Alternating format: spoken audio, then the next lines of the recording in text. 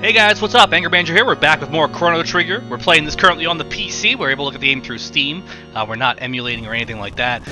Looks like we took ourselves Luca and Frog, who we met last time, back to the cathedral where we encountered, I guess we can call them fiends or whatever.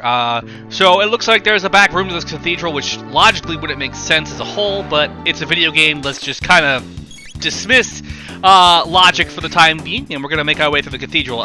We found the... I guess it was the coral hairpin that belonged to the queen. So that means we're looking for the queen right now.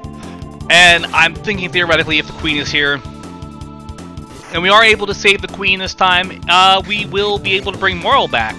So we are in for an interesting predicament here. The question here, though, is with this being the whole time travel thing, it seems like the main plot of the game is to save the queen so far. That's all we've gotten so far in this game, is that we need to save Queen Leanne, or Lene, or however you pronounce her name, but we have to save the queen to save Moral, and to me that seems like that's a whole major story portion of the game here, and not just, you know, a little portion of the game. To me that seems like that would be what most RPGs would focus on, is that single, like, I guess we could say, story arc, we'll call it. That would be the whole story of the game. Instead, this looks like it's just like a episode of an anime, or like a small arc in an episode of an anime. But then again, we do have the, you know, the animated cutscenes throughout the game, and even the opening sequence of the game that before the game loads. You know when you let a game sit there for idle, and sometimes there actually is... I guess we could say like an animated sequence like we have in Persona, the Persona games, and now in Chrono Trigger. And I really like those a lot, actually. We just kind of slap them at the beginning of our videos, so to speak. I've noticed a trend is that a lot of these like video games sort of develop their own animes, which is a very interesting trend, I think, thinking about it as a whole. We're talking about it right now. I'm surprised there never was like a Chrono Trigger anime. I guess maybe because Toriyama was busy with Dragon Ball. Because this came out in, what, 94, 95? Dragon Ball Z was wrapping up in Japan. Yeah, I know, it's weird. We got Dragon Ball Z, Dragon Ball Z started in the 80s. And it didn't get popular over here in America until the late 90s. And that's just a weird thing. It started airing more over here in the 90s. I guess... we can thank, as weird as it's going to be, shows like Pokemon and Digimon and Yu-Gi-Oh!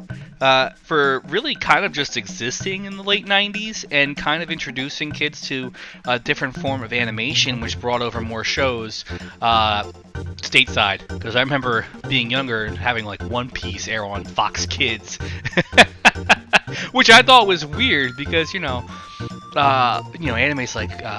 One Piece and Shaman King all airing on Fox Kids. That was just weird to me, I guess. I don't know. So we're kind of wandering around right now, trying to find our way through this thing, and it looks like we found the king, queen, and a random soldier.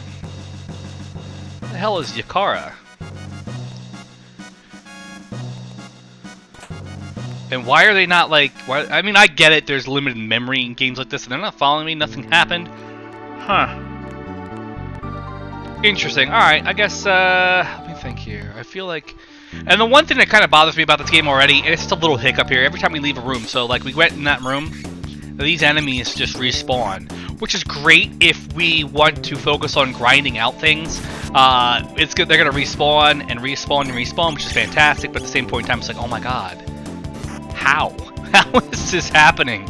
I'm not going to lie, I am actually enjoying this so far. It hasn't reached that level of frustration that you would get in some of these older RPG games. The thing that did frustrate me earlier in our last video was the fact that I had no idea where the hell we're going. I still have no idea where we're going in here, but I mean, at least I feel like we're making some form of progress. When you actually feel like you're making progress in a game as you're playing it, if you've never played it before, you kind of get that feeling. You feel good, right? You know, like when we were playing Persona 4, you know, we know where we're going, we know what we're doing, it's obviously laid out for us. This, it's like, hey, go here, you know, and this is like, it tells us, it doesn't really tell us what it wants to do, it kind of leads us to that, without actually leading us to that.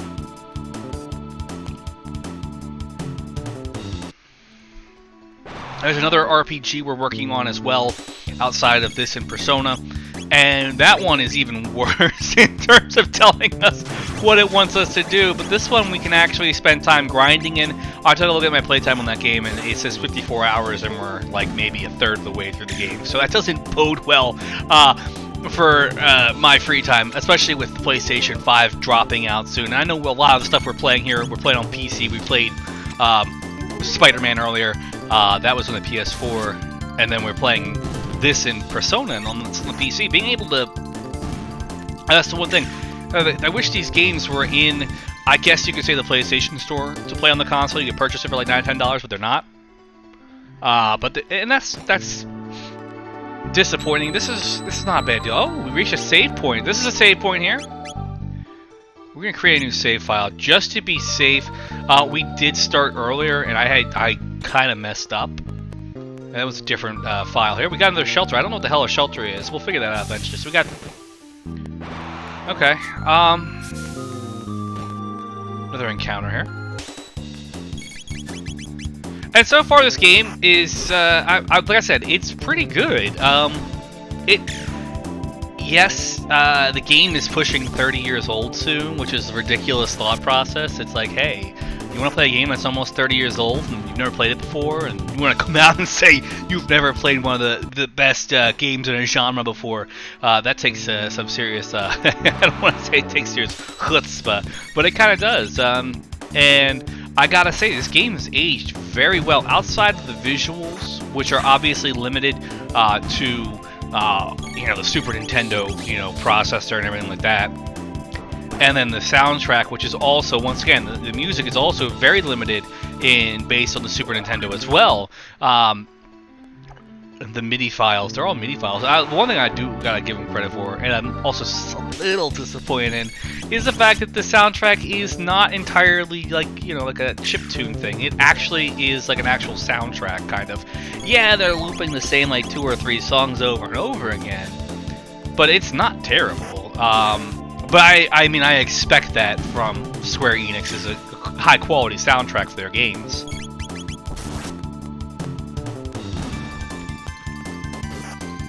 And right now, we're taking the opportunity in this game, and this port, we're kind of wandering around the cathedral. It's a dungeon. I use dungeon in air quotes because in today's terminology, a dungeon in an RPG could mean anything. It doesn't necessarily have to be an actual literal dungeon. I know a lot of people are like, well, that doesn't make sense. Chrono Trigger is not really a dungeon crawler akin like Persona 4, Persona 5, Persona 3. The Persona series are dungeon crawlers because you literally have to crawl through dungeons. I feel like there's 2 different like sects of JRPGs, especially. We have just the core basic JRPG, which is literally just it is what it is. It's an RPG that originated in Japan, and like there's been a lot of really high quality titles coming out recently, and I think Persona 5's big success here stateside is going to make a lot of those games, those franchises get a lot more interested parties in it.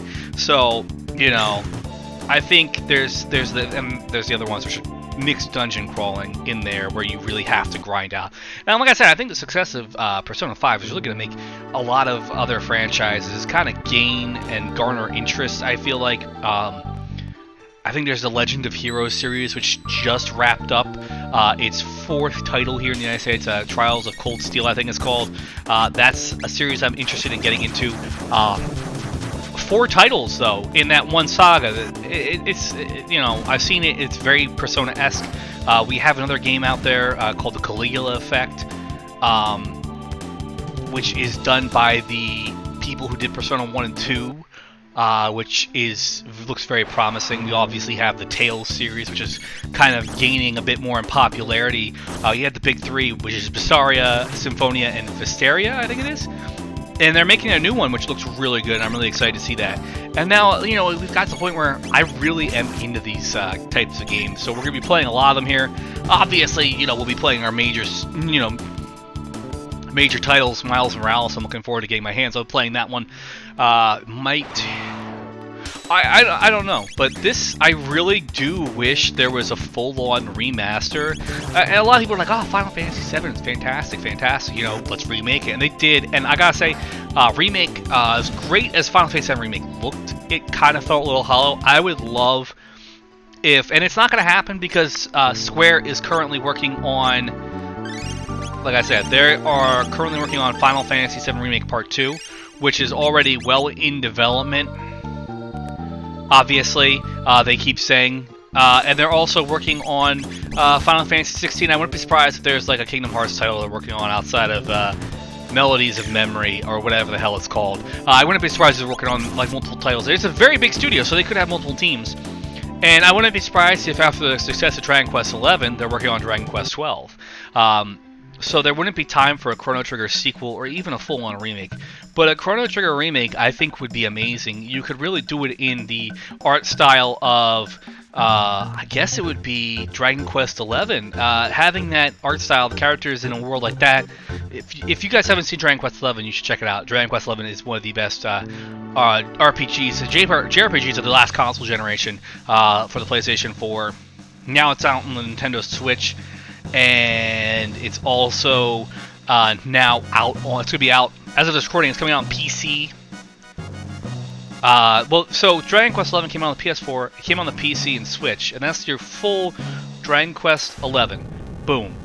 And then they actually did Dragon Quest XI, like the definitive edition, and it was on the Switch, and now it's coming out on the PC and PS4.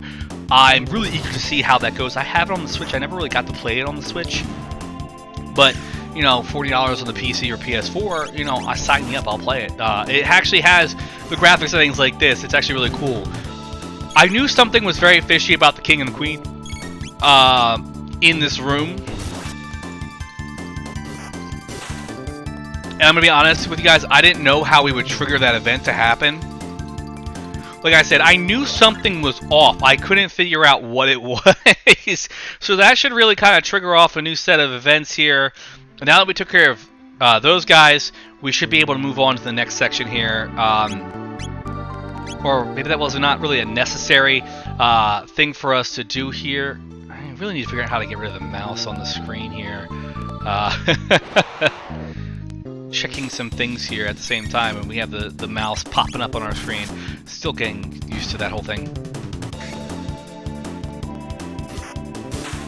But we are making our way through this this cathedral slowly but surely. I think this is going to be it's bigger than I thought it would be. Needless to say the least, I really think this is going to be a bigger thing. I know.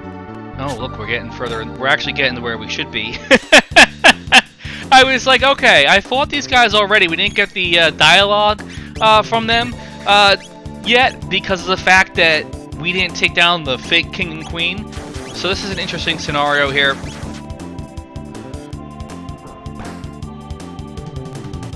I feel like we're not making much progress in the game, but knowing that it's not a long game also is like kind of weirdly comforting, so to speak, from a whole perspective here.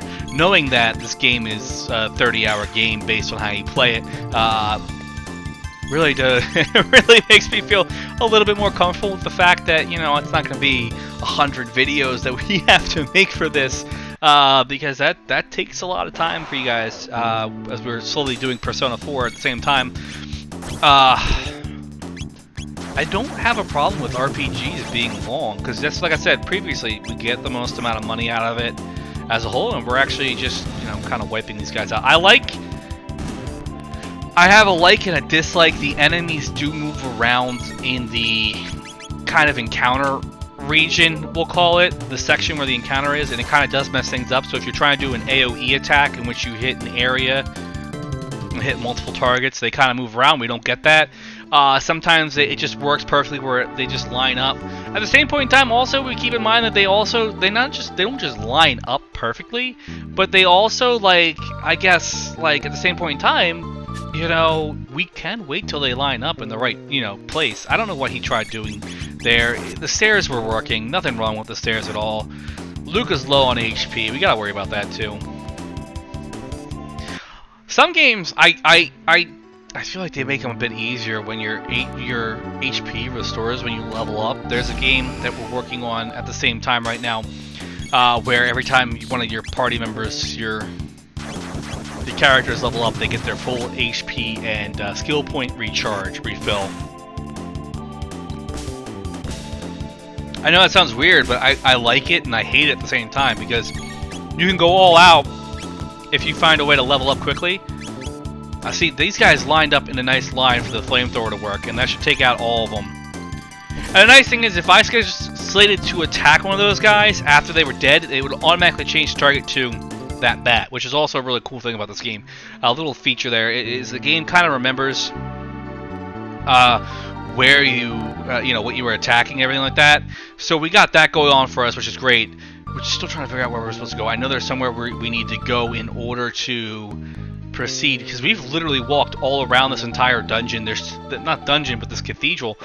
There's got to be something we've actually missed, and I feel like I'm drawing a serious blank right now.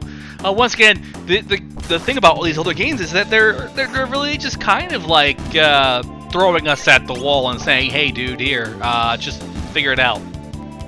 Just figure it out. You'll be fine. You'll survive." Gotta figure it out. There's probably something we're missing, some visual cue. He really punched me. Call him Captain Falcon. But like, yeah, there's gotta be a visual cue that we're missing for us to really proceed further here. And I think we figured it out. Okay. Awesome, guys. I think we figured it out, and I think we're gonna be able to proceed further. This looks like a great place for us to wrap it up today. We're going to finish off this battle real quick. My name has been Angerbench. Thank you guys for watching our Chrono Trigger Let's Play. Make sure you guys like, comment, and subscribe, and I will see you guys next time. We're going to have more Chrono Trigger coming your way in the future, and I will see you there.